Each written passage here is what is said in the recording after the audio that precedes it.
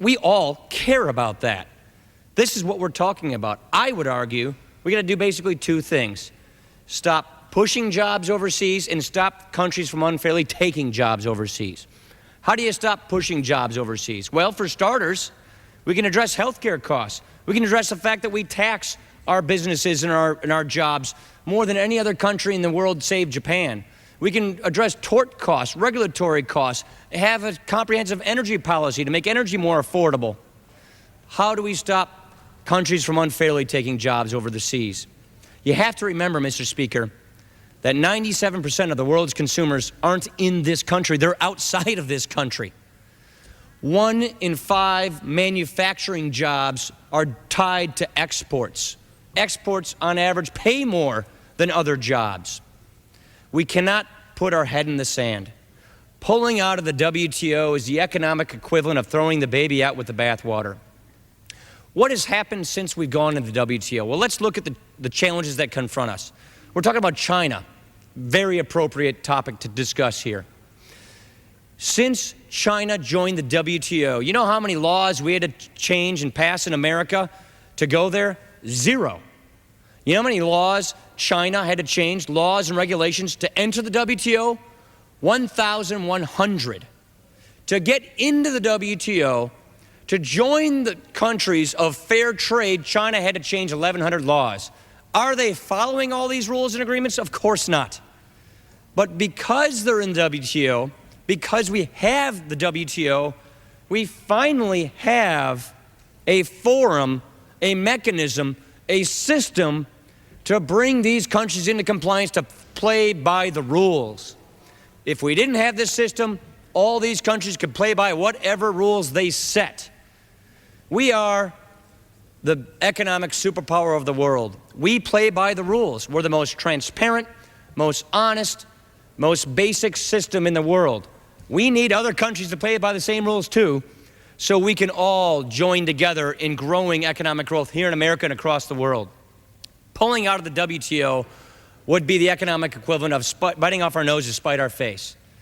Since we have had China in the WTO, I've been critical of the administration's stance in its first 3 years. I've joined with my colleagues on the other side of the aisle criticizing the administration on their China policy. However, over the past year and a half, the administration, through the WTO rules, has brought 12 different actions against China. We're making success. We're bringing accountability. Pull out now, and the situation gets much worse. Stay in it.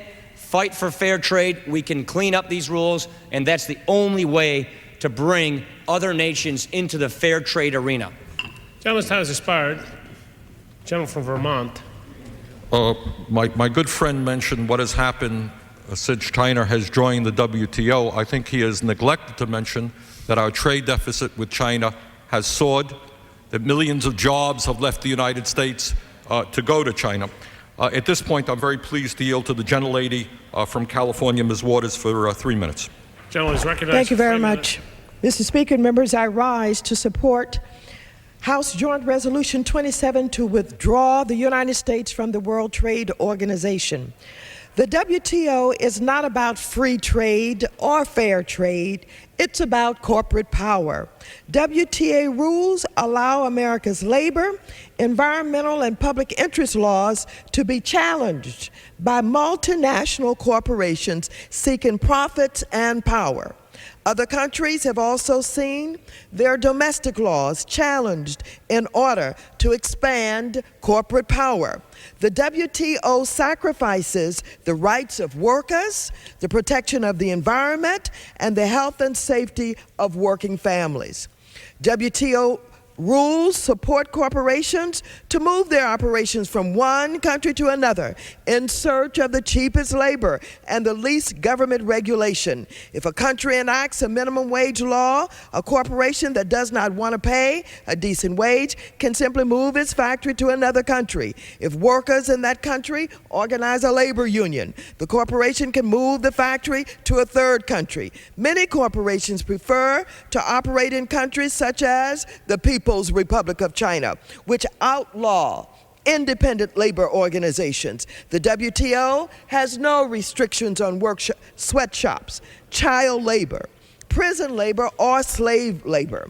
WTO rules promote investment opportunities for multinational corporations without regard to their impact on workers, the environment, or the public interest. Countries' labor, health, and environmental laws can be challenged if they have a side effect of restricting trade.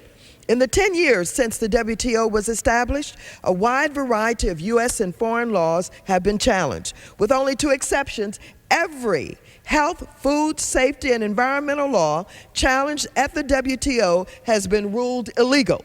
Meanwhile, multinational pharmaceutical companies have used WTO intellectual property rules to deny poor countries the right to provide safe, life-saving medicine to people with terrible diseases like HIV and AIDS. They tried it with Brazil. The world protests against the attempt to keep Brazil from using generic drugs to save lives, prevent HIV and AIDS, was fought off because of the protests, and they had to back down. But look what they did in South Africa. I wish I had time to tell you about it. In 42 out of the 48 completed cases brought against the United States, unanimous consent for 1 more minute. I yield the gentlelady another additional minute. In 42 out of the 48 completed cases brought against the United States, the WTO has labeled U.S. laws illegal. U.S. laws ruled illegal by WTO include tax laws, anti-dumping laws, sea turtle protections, and clean air rules. And when the WTO ruled in favor of the United States in a case on bananas, it was to benefit who? A large corporation, Chiquita, that now has driven Grenada and some of these small countries into poverty. We don't produce any bananas here in the United States. We protected Chiquita, who mistreats its workers in Central America, and we put small Caribbean farmers out of work. Mr. Chairman and members, after the WTO rules a country's laws illegal, the WTO authorizes economic sanctions that cost the country millions of dollars. These sanctions put small businesses out of business and workers out of work. History has proven that the WTO does not prevent trade wars. It authorizes trade wars. The WTO puts profits of the world's wealthiest and most powerful corporations ahead of the health, safety, and welfare and well-being of working families. Gentleman's time has expired. Great job. Who seeks time? Gentleman from Michigan. Thank you. I'd like to yield 2 minutes to the gentleman from New York, Gentleman Mr. Mix. recognized for 2 minutes. We were looking for it. Without objection, the gentleman from Michigan will manage the gentleman from Maryland instead. He's back. Gentleman is recognized for 2 minutes. Thank you, Mr. Speaker. I rise today to urge my colleagues to reject any attempts to withdraw the United States from the WTO and vote no on final passage. When instituted correctly and fairly, trade agreements open up foreign markets to U.S. goods, create new opportunities for companies and their employees, and lift the standard of living for people in the country with whom we are trading. Economists estimate that cutting trade barriers in agriculture, manufacturing, and services by 1/3 would boost the world economy by $613 billion, equivalent to adding an economy the size of Canada to the world economy. The WTO is needed to monitor this process and ensure a level playing field. However, in certain cases, there is not a level playing field. A great example of this is Airbus. Airbus is currently the world's leading manufacturer of civil aircraft with about 50% of global market share. Airbus received approximately $30 billion in market-distorting subsidies from the European governments, including launch aid, infrastructure support, debt forgiveness, equity infusions, and research and development funding. These subsidies, in particular launch aid, have lowered Airbus's development costs and shifted the risk of aircraft development to European governments, and thereby enabled Airbus to develop aircraft at an accelerated pace and sell these aircraft at prices and on terms that would otherwise be unsustainable. These unfair actions put Boeing at a major disadvantage and leads to a negative impact to workers and businesses in this country. By most conservative estimates, the unfair subsidies that Airbus receives have led the United States to losing at least 60,000 high-paying jobs. As a member of the House International Relations Committee, and the fact that John F. Kennedy International Airport is the economic engine of my district, it is imperative that this body support USTR Ambassador Robert Portman's efforts to have a WTO dispute resolution panel put an end to this unfair subsidies to Airbus, especially the European Union's Commission. Gentleman's time has expired. Who seeks time? Gentleman from Vermont. Mr. Speaker, can I inquire again as to how much time remains for the various... The gentleman from Vermont has 27 minutes remaining. The gentleman from Maryland has 3.5 minutes remaining. And the gentleman from Florida has 9.5 minutes remaining. 9.5. At this point, I'm pleased to recognize Mr. Bishop of Utah. Gentleman is recognized for how? 4 minutes. 4 minutes. Thank you, Mr. Speaker. It is with a combination of perhaps resignation and frustration in which I stand here. Will Rogers once said in explaining the length of a political platform that it takes a lot of words to straddle an issue, and I have every intention of using a lot of words here this morning. I think like many people, like most of us, we have no fear of free trade, that the United States, playing on a level playing field, can easily compete in the world market. And I do not ascribe to some of statements that I think have been somewhat overzealous or vitriolic in describing policies here. And I also agree that in some respects, moving out of a policy we have right now without a substantial alternative would be chaotic. Having said that, this is where the but comes in. I intend on either giving a symbolic vote or maybe a symbolic speech in place of that vote with concerns of sovereignty issues that are dealt with here. And that some of those voices that are concerned about sovereignty issues are not just simply those fearful of the dark, but there are legitimate concerns which require a periodic reanalysis of what we are doing.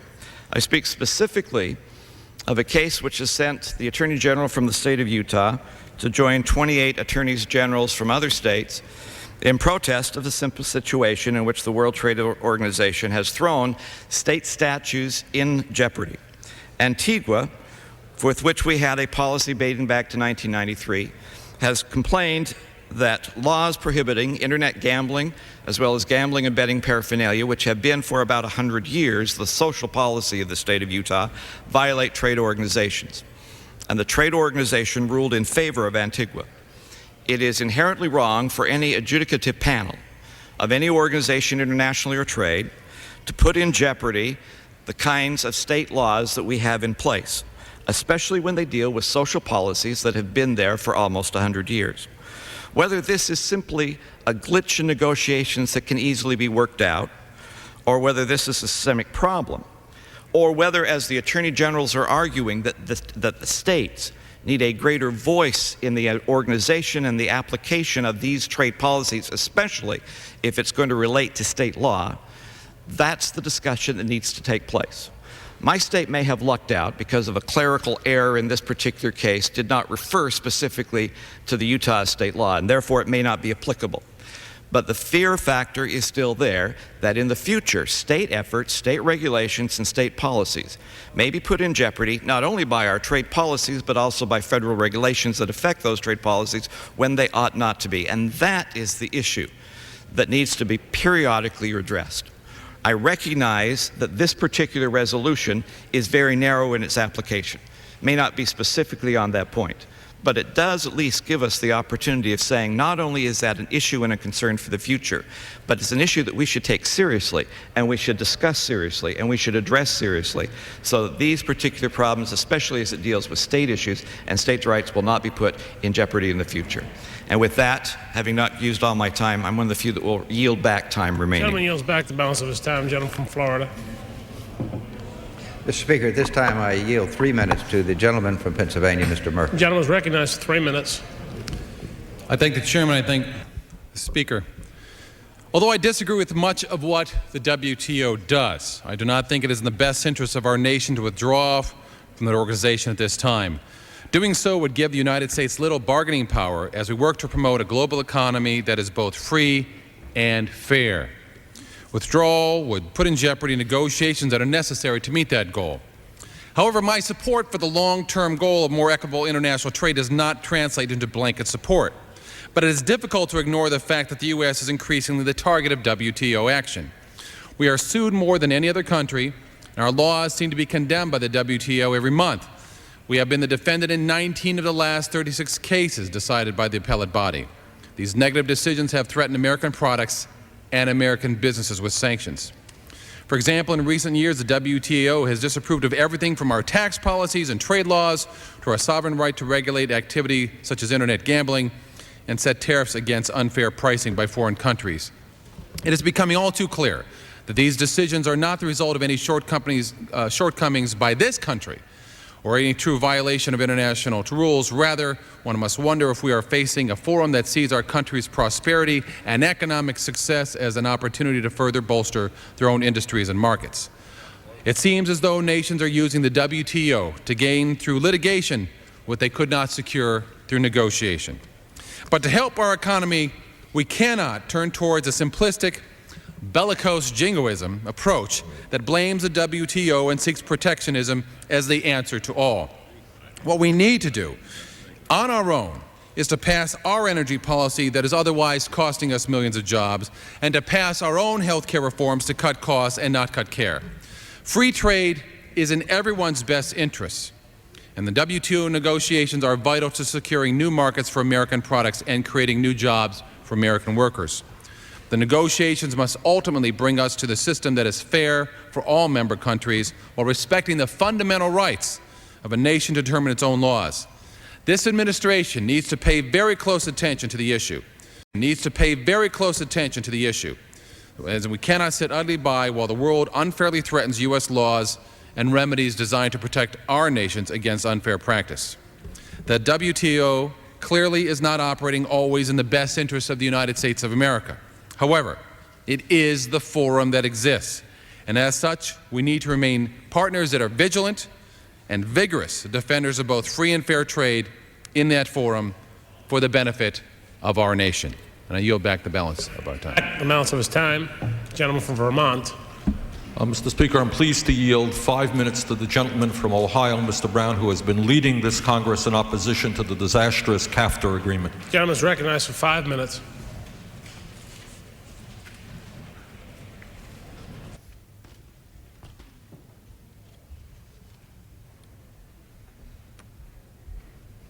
Thank you, Mr. Speaker. Early this week, and I very much appreciate the good work of my friend from Vermont, Mr. Sanders. Early this week, the Appropriations Committee passed an amendment to prevent the U.S. Trade Representative from using trade pacts as a tool to block prescription drug reimportation. The fact that appropriators in this body felt compelled to take this dramatic step points to a larger issue.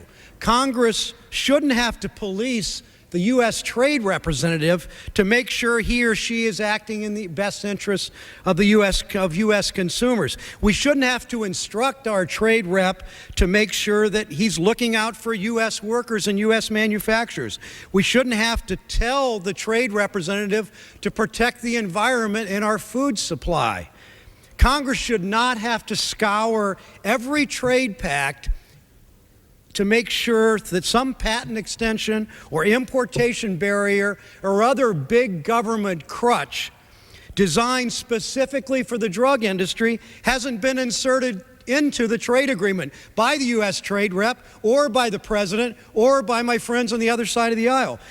Congress should not have to take the U.S. trade rep to task for trying to reverse the world's progress against the global AIDS epidemic, progress partially financed with U.S. tax dollars. Congress shouldn't have to fight the U.S. trade rep in order to ensure jobs for our nation's workforce, affordable medicine for our nation's consumers, manufacturing capacity for our nation's protection.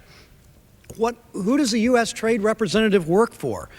USTR shouldn't be acting in the interests. USTR should be acting in the interests of all Americans. If the multinational drug industry benefits too, all the better. Instead, Mr. Speaker, the multinational drug industry's interests trump those every day of everyday Americans. The tail is wagging the dog. In fact, our trade representative's office includes a position, and I'm not making this up, our trade representative's office includes a position called the U.S. Trade Rep for Asia, Pacific, and Pharmaceutical Policies. So we're bringing the drug industry into the USTR to make sure these trade agreements protect the drug industry, usually at the expense of American consumers who pay twice as much, 3 times as much, 4 times as much for prescription drugs, and even more seriously, frankly, Mr. Speaker, who harm the world's poorest people. In the CAFTA agreement, as Mr. Levin said earlier, in Africa, in Asia, people who have to pay more,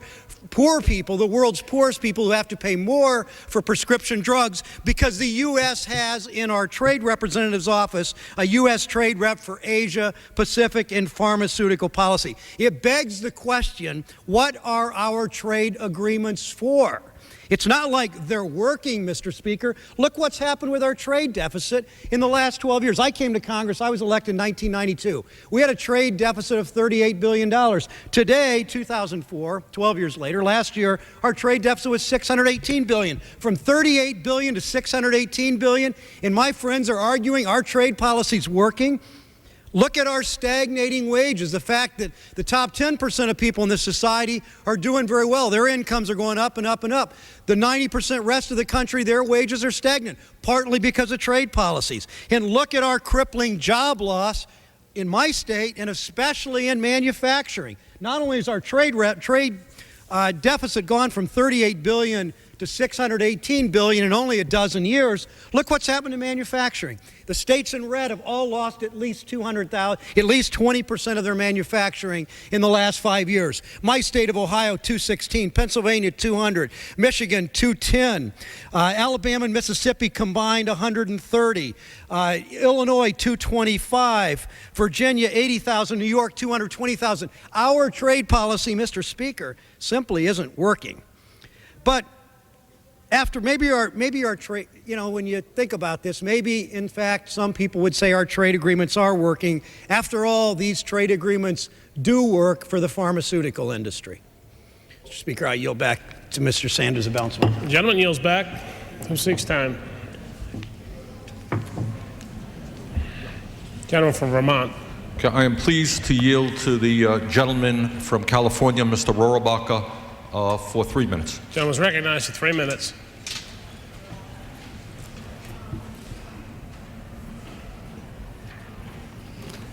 I rise in thoughtful support for House Resolution 27. And I say thoughtful because I believe that we should take a good look at what we're doing and what's been proposed and try to figure out what's going to happen in the future and what are the ideas that these decisions are based upon. We are living at a time when a significant number of Americans are rushing forward to support any effort to transfer sovereignty from elected officials in the United States to unelected officials elsewhere at a global level who will exercise power and control, mandate policies, and shape our lives, yet they are not elected by the people of the United States of America, as if we should expect them in the WTO or even the United Nations to watch out for our interests. It is our job to watch out for the interests of the American people. We are elected to do so. Transferring our sovereignty and decision-making power to the WTO or to the United Nations or any other international body like that is not in the long-term interest of our people. The United States did this back in the 50s or in the 40s with the United Nations, and it too was a dream for a better world, a new order that would bring about prosperity and peace. And what do we see now in the United Nations? Corruption at the highest levels, arrogance. We see United Nations peacekeeping troops stand by as people are massacred. They themselves have participated in atrocities, and yet we see cover-up at the United Nations and corruption. Is that the type of people we want to give sovereignty to? No. Well, why do we think the WTO is going to be any different? The WTO is made up of non-democratic countries as well as democratic countries, just like the United Nations. We are not going to bring them up. They will bring us down if we give up our decision-making process to unelected bodies that have been set up. They call it the New World Order. the New World Order, that was brought out. I mean, what is that going to bring the American people? A loss of sovereignty, a loss of our ability to control our own destinies. We will see the WTO manipulated by special interests in the same way we've seen other bodies manipulated by special interests, but the WTO will be made up of organizations that are comprised of governments that don't believe in democracy and honesty and free press and freedom of speech and the standards that we believe in. 10 years from now, as the WTO evolves, and even today, we will find our huge international corporations and international corporations in general going to these bodies and manipulating them and bribing them. And why not accept the bribes? The people of Burma or China or these other countries who are non-democratic or not honest, that is their way. I would like an additional 1 minute. Another minute. That is their way of life. So why are we transferring authority? Why are we putting our faith in an organization? Even if today, in the short run, we can see some examples where it might be to our benefit, in the long run, it is not to the benefit of the American people to give up this kind of decision making. If we want more trade in the world, we should establish bilateral trade agreements with other democratic countries. That way we can control the decision making process. The major economic countries of the world will enter into those agreements. I say we should have free trade between free people. We should not be establishing super powerful unelected bodies by the WTO to control our destiny in the United States and determine what economic policies we will have in the long run. These things make no sense to me, and it is a great threat looming over us. And whatever examples can be given today of some good things that are happening, just remember what will happen 10 years down the road once these panels and bodies have been corrupted by the vicious dictatorships that we've let into the WTO. Thank you very much. Gentleman's time has expired. Who seeks time? Gentleman from Maryland. Mr. Speaker, I'd be pleased to yield 2 minutes to the gentleman from California, Mr. Sherman. The gentleman is recognized for 2 minutes. I will vote against this resolution because it's a little too radical for where I am now, but I'm tempted to vote for it because of the failure of our current policies and the blindness of those who defend them. Those who defend our current policies acknowledge that free trade puts pressure on countries to race to the bottom with environmental and labor standards so that they can be the low-cost, high-value producer. But the real disconnect is between the theory of free trade and on-the-ground business reality. Those who defend the WTO live in a world of theory in which business and consumers will buy American goods if they are good values, subject only to the written, transparent regulations and tariff laws of their country. Now, this theory is true in the United States, where our businesses and consumers are happy to buy. We've lowered our tariffs, we've lowered our regulations and barriers, and there have been an explosion of imports to the United States. But the theory is false as to China and many other nations. In those countries, their written laws are almost irrelevant.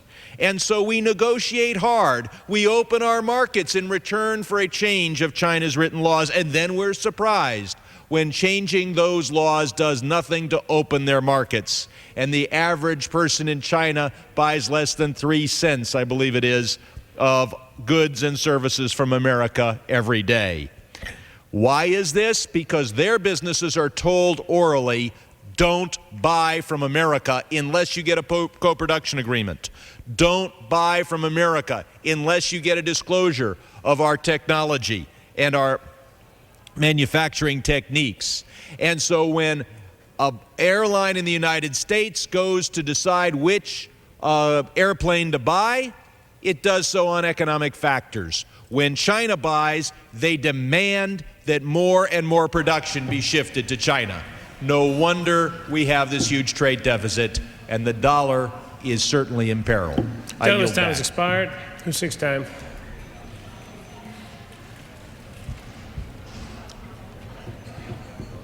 Mr. Speaker, how much time remains for the sides?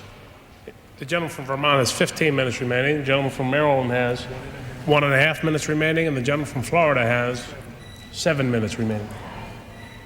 It's my intention to close the debate, and I have no other speakers at this time.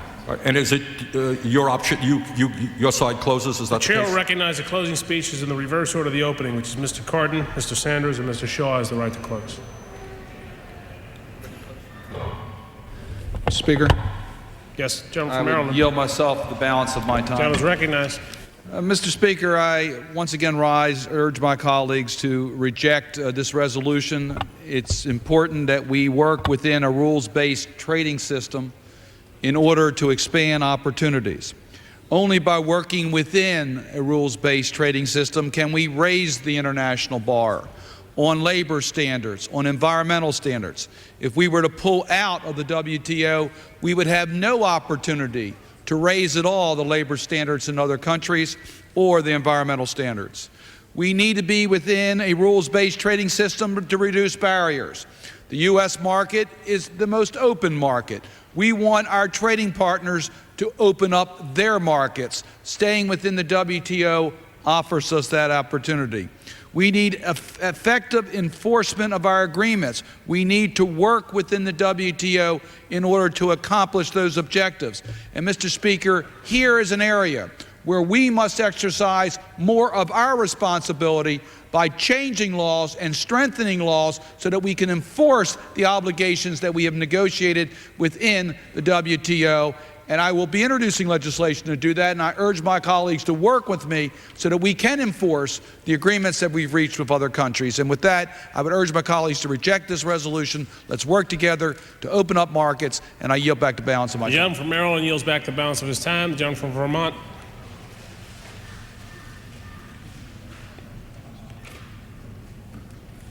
Thank you, Mr. Speaker.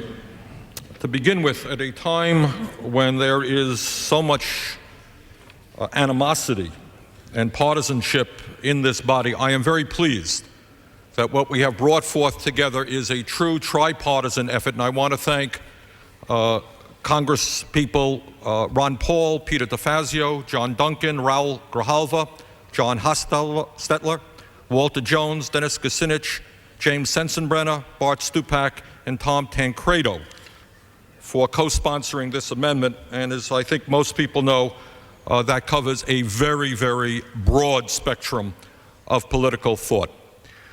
Mr. Speaker, some have argued against this resolution by saying it would be a disaster. If it were passed, we would be withdrawing from the international economy. But the reality is that what we are trying to do here is not withdraw from international trade. Trade is a good thing. What we are saying is let us send a message to the President of the United States to wake up and to fully recognize that our current trade policies are an unmitigated failure and that we have got to renegotiate them. We cannot continue on the policy of the race to the bottom. That has got to change. Some of my friends say what we're talking about is international rules. And of course we are talking about international rules. The problem is that the rules within this WTO are rigged against the middle class of America. If the United States Congress said, wait a second, we're going to pass a law because we think it is unfair that slave labor in China is producing a product that is exported to the United States, or that child labor around the world is competing against American workers, you know what? We will be ruled incorrect by the WTO. A complaint will be waged against us saying, gee, why are you protesting slave labor or child labor? You're violating international free trade. Another issue that has not been touched on today, a moral issue, which is very important. When I was mayor of the city of Burlington in the 1980s, we passed, as did cities throughout the country, as did the United States Congress, we passed legislation which said to the apartheid regime, which had then imprisoned Nelson Mandela, we said, we are going to impose trade restrictions against an apartheid regime. Do you know what, Mr. Speaker? If that occurred today, if the city of Burlington, Vermont, the state of Vermont, the United States Congress said, we want to bring down economically some kind of fascistic government running a country, that country would go to the WTO, and the WTO would say, gee, you are in violation of free trade agreements. It doesn't matter the morality of the issue. The only thing that matters is unfettered free trade. Mr. Speaker, what my friends on the other side of this debate have really failed to discuss is the impact of the unfettered trade policies that we have been developing over the last 30 years. You haven't heard them say really one word about that. Yes, they have talked about economic growth that's taking place in America, but they forgot to tell you who is benefiting from that economic growth. They have forgot to tell you that for the average American worker, his or her wages have gone down significantly in the last 30 years. Yeah, the wealthiest people in this country are making out like bandits. Yes, there has been a doubling in the gap between the rich and the poor. That's true. Yes, CEOs of large corporations make 400 times what their workers make. Is that the free trade agreement that we are fighting for? The reality is, and they know it, Republicans know it, Democrats, conservatives, progressives, go back to their district. In my state in the last couple of months, I had to talk to workers whose jobs are gone because those companies could not compete against imports coming in from China where workers are paid 30 cents an hour. And I would yield a moment to my friends on the other side if they want to tell the American people that they think it is fair that our working people should have to compete against desperate people working for pennies an hour who go to jail when they stand up for their rights. I would yield to Mr. Shaw, Mr. Cardin, anyone else who wants to tell me now that is fair. I don't hear anybody saying that is fair. I would yield, briefly. I believe that's unfair. I agree with you completely. The question is, why aren't we negotiating with our trading partners to do something about that? But we are taking back my time, and I thank the gentleman. He says that it's unfair, but we have had this trade agreement. We've been in the WTO for 10 years. We've had a Democratic president. We've had a Republican president. If it is unfair, Mr. Cardin, why is the President of the United States not going to the WTO tomorrow? Why did Bill Clinton not go? I don't want to be partisan here. Why did neither of them go? And they're not going to go. I will, not for this moment. Okay. And the issue here is that these trade agreements have been forced on Congress, not forced, Congress willfully did it because of the power of big money. It is no secret. Some of us were here for NAFTA, some of us here for the China agreement. We know the millions and millions of dollars in campaign contributions and huge lobbying effort on the part of the large corporations. Because the truth of the matter is that while unfettered free trade is a disaster for the middle class and working families of this country, it really does benefit the heads of large corporations. They are, in fact, doing very well. We see General Electric, General Motors move into China. That is not a good thing for America. So I would say, let me conclude simply by saying, Mr. Speaker, let us send the President of the United States a message. Let us say that our current trade policies are failing. Let's stand up for working families around the country. Let us pass this resolution. The gentleman from Vermont's time has expired. The gentleman from Florida, and yields back the balance of his time. Mr. Speaker, there's quite a bit of ground that we've covered here this morning. One is somehow CAFTA has been brought into this debate by a couple of speakers. And I would like to ask unanimous consent to place into the record a letter dated June 8, 2005, which is just yesterday, from former President Jimmy Carter to Mr. Bill Thomas, the chairman of the Ways and Means Committee, in support of CAFTA. In this letter, he says, if the United States Congress were to turn its back on CAFTA, it would undercut these fragile democracies, compel them to retreat to protectionism, and make it harder for them to cooperate with the United States.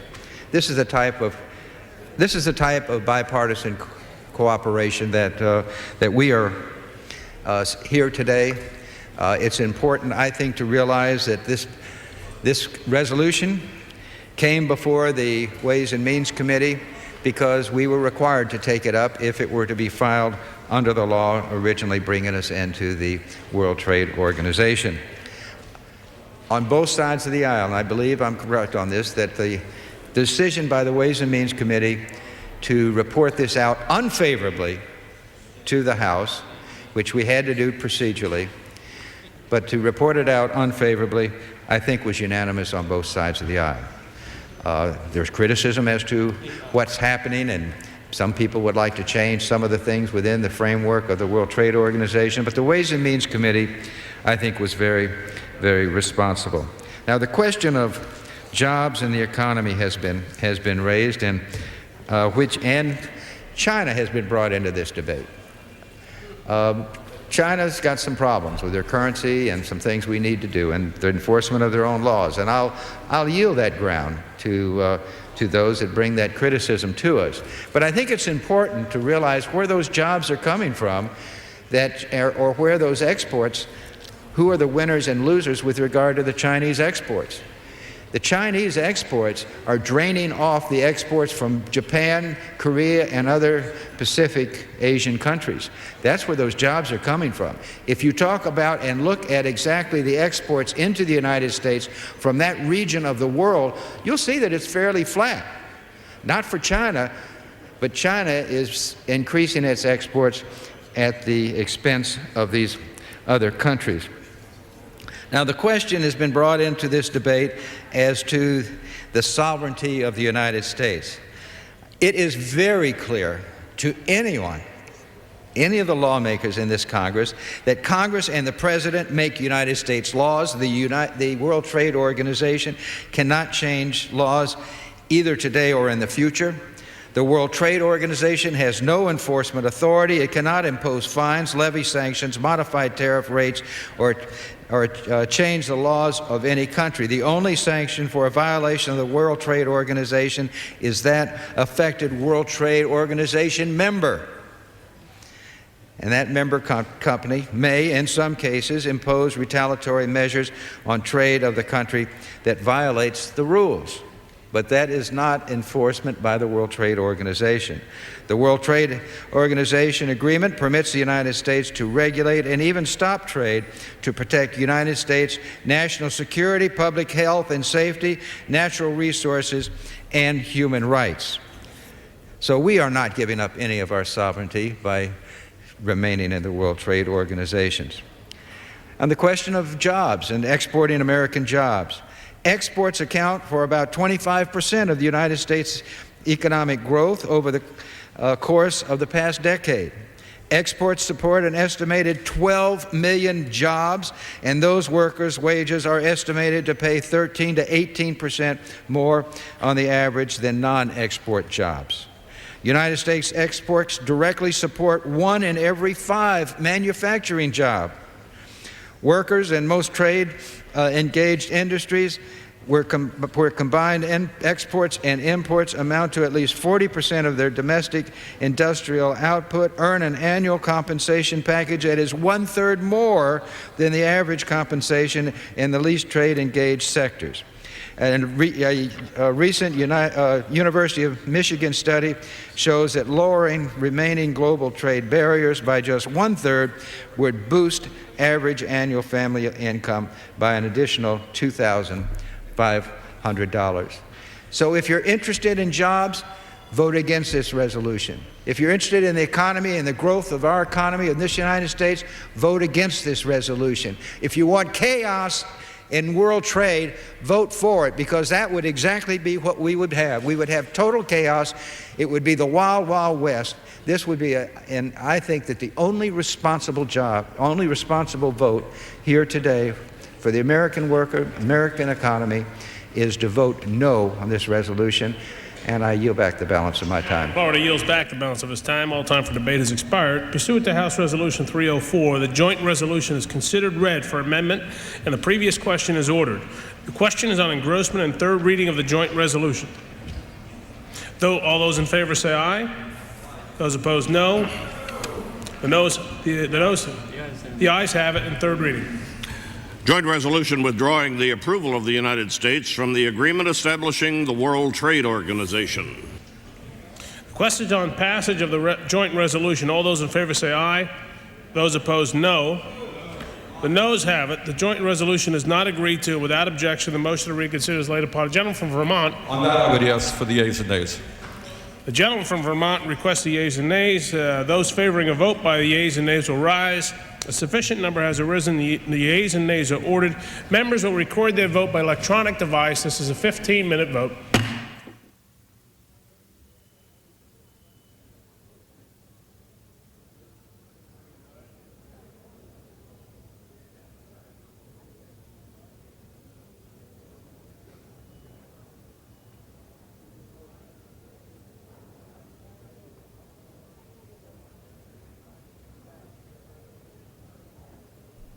Trade policy, the subject of the past couple hours of debate, U.S. trade policy in particular, and this bill would withdraw the U.S. from the World Trade Organization. We're going to give you a chance to weigh in on the topic of trade policy. Here are the numbers. If you support President Bush, the number is 202-585-3885.